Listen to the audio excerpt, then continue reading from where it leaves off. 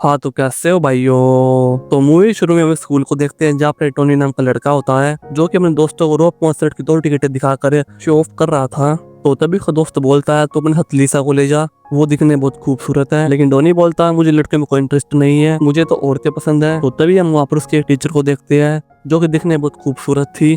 फिर डोनी अपने टीचर के पास आता है और अपने टीचर से पूछता है क्या तुम मेरे साथ रॉक कॉन्सर्ट देखने चलोगी। लेकिन उसके टीचर बोलते हैं तुम्हारा ऑफर तो काफी अच्छा है लेकिन मैं तुम्हारी गर्लफ्रेंड नहीं हूँ। लेकिन डोनी बोलता है चलो कोई बात नहीं, तुम मुझे कई सुनसान जगह पे ले जाकर मुझे मर्द बना दो। और ये कह के हंसने लग जाता है और ये सुनकर टीचर को काफी गुस्सा आ जाता है और उसको 1 महीने की प्लेसमेंट दे देती है। फिर इसके बाद हम डोनी को एक रूम में देखते हैं जहाँ पर उसकी टीचर वहाँ पर होती है, जहाँ पर डोनी अपने बर्ताव के लिए टीचर से सॉरी मांगता है। लेकिन उसकी टीचर बोलती है क्यों, अब क्या हुआ, अब तुम्हें मर्द नहीं बनना। तो डोनी चिकन चबा रहा होता है तो टीचर बोलती है वो थूकने के लिए, फिर डोनी थूक देता है। उसकी जूठी चिकन को टीचर खा लेती है। फिर वो टीचर डोनी से ऐसी वैसी बातें करने लग जाती है और दोस्तों फिर दोनों अल्टीमेट हो जाती है ऑफिस के अंदर जाकर।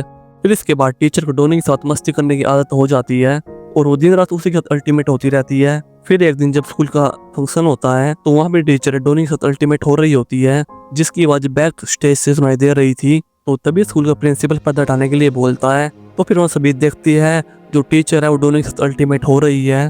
फिर ये सब कुछ देख के टीचर तो वहाँ से भाग जाती है लेकिन डोनी वहाँ से नहीं भागता और डोनी मर्द बनकर आता है और दोनों हाथों को ऊपर खड़ा कर लेता है जैसे वो कोई जंग जीत के आया हो। फिर पूरा स्कूल उसका ये कारनामे देख खुश होता है और जोर जोर से उसका नाम चिल्लाने लग जाते हैं। फिर कुछ महीने बाद टीचर को और डोनी को कोर्ट में पेश किया जाता है क्योंकि उन दोनों के बीच में जो भी हुआ था वो गलत था और इससे स्कूल की इमेज भी खराब होती जा रही थी। फिर जज टीचर को सजा सुनाने के लिए खड़ा करता है लेकिन टीचर अब सही से खड़ी हो नहीं पा रही थी क्योंकि वो प्रेग्नेंट हो चुकी थी। फिर जज टीचर से बोलते जो तुमने किया तुमको उसका थोड़ा सा ही पछतावा नहीं है और तुमने अपने स्टेटमेंट में लिखा कि मैं डोनी साथी बार रखना चाहती हूँ क्योंकि वही एक ऐसा लड़का है जो मेरे प्यास को बुझा सकता है। फिर जज टीचर को 30 साल की सजा सुना देती है और फिर जज बोलता है जब इसका बच्चा होगा तो उसकी कस्टडी डोनी को दी जाएगी। फिर इसके बाद ये खबर पूरे शहर में फैल जाती है और देखते देखते डोनी काफी फेमस हो जाता है, एक ऐसा बच्चा जिसने टीचर को प्रेग्नेंट कर दिया और अब हर टीवी चैनल पर उसका इंटरव्यू लिया जाता है जिससे उसे बहुत सारे पैसे मिलते हैं। लेकिन डोनी एक लापरवाह और एक बकलोल लड़का था और जो उसने पैसे कमाए थे उन पैसों को लड़कियों में उड़ा देता है और इसी की वजह से उसका बेटा भी उसको छोड़ के यहाँ से जा चुका है। फिर हम कुछ सालों बाद डोनी को देखते हैं कि अपने वकील दोस्त के पास जाता है। फिर उसका दोस्त बोलता है तुमने 94 के बाद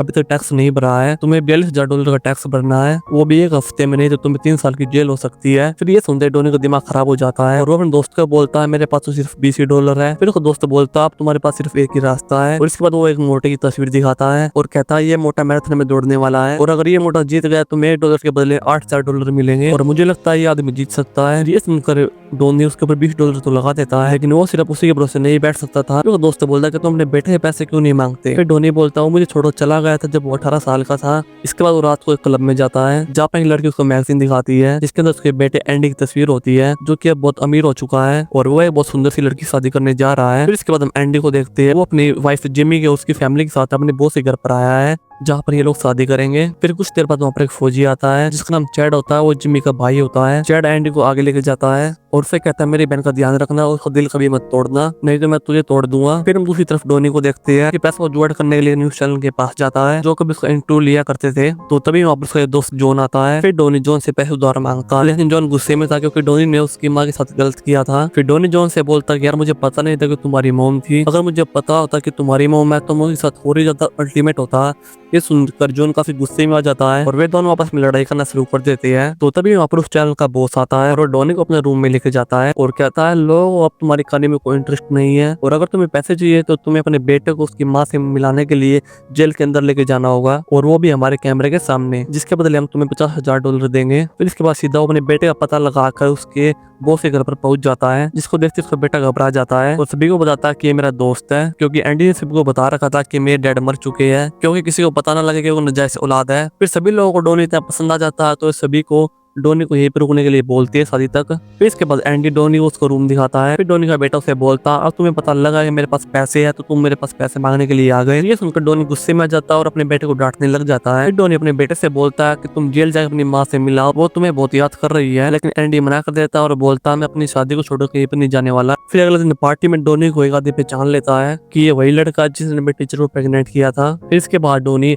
अपनी इस महान कहानी को सबको सुनाने लग जाता है। फिर वहाँ सभी बैठे लोग ये सुनकर इम्प्रेस हो जाते हैं और उसे पसंद करने लग जाते हैं। फिर रात को डोनी एक बूढ़े के रूम में जाता है और वहाँ पर गंदी मैगजीन ढूंढने लग जाता है कि वो खुद को संतुष्ट कर सके। तब उसको वहाँ पर कुछ नहीं मिलता तो वहाँ पर एक बुढ़िया की फोटो उठाता है और उसको देख के वहाँ पर संतुष्ट होने लग जाता है। फिर अगले सुबह जब बुढ़िया अपने रूम में आती है तो बुढ़िया वहाँ पर टिश्यू पेपर पड़े हुए देखकर समझ जाती है कि रात को डोनी ने यहाँ पर क्या किया है। फिर रात को एंड की बैचलर पार्टी सेलिब्रेट करने के लिए वे एक बार में जाते हैं। फिर उनको वहाँ पर ड्रिंक्स दी जाती है जिसको पीते ही डोनी थूक देता है। फिर इसके बाद सभी लोग मसाज कराने के लिए जाते हैं लेकिन वहाँ पर भी डोनी अपने उल्टी सीधी हरकतों से बाज नहीं आता। फिर इसके बाद सभी को सुंदर बनाने के लिए सभी के मुंह पर मास्क लगाया जाता है लेकिन वहाँ पर सभी इसी बात को एंजॉय कर रहे थे। लेकिन डोनी वहाँ पर बहुत चिढ़ा हुआ था और डोनी सभी तो बहुत बोर हो चुका था। फिर सभी को एक बार में लेके जाता है और वहाँ पर लड़कियों को बिना कपड़े देखकर सभी लोग बहुत खुश हो जाते हैं और पूरी रात दारू पीते हैं और एंजॉय करते हैं। फिर सभी दारू पीकर सेट हो जाते हैं। फिर डोनी उनको कार में बिठा घर पर भेज देता है। फिर इसके बाद अपने बेटे के करीब आने की कोशिश करता है जो कि उसे नफरत करता था। फिर दोनों साथ में काफी चिल करते हैं। फिर डोनी को साइकिल चलाना भी सिखाता है जो कि उसके बचपन में ना सिखा पाया। फिर धीरे धीरे उनके बीच में सब कुछ सही होने लग जाता है और वे दोनों गले भी मिलते हैं। घर आने के बाद डोनी फिर से बुढ़िया के रूम में चला जाता है और उस बुढ़िया के फोटो को देखकर दोबारा से संतुष्ट होने की कोशिश करता है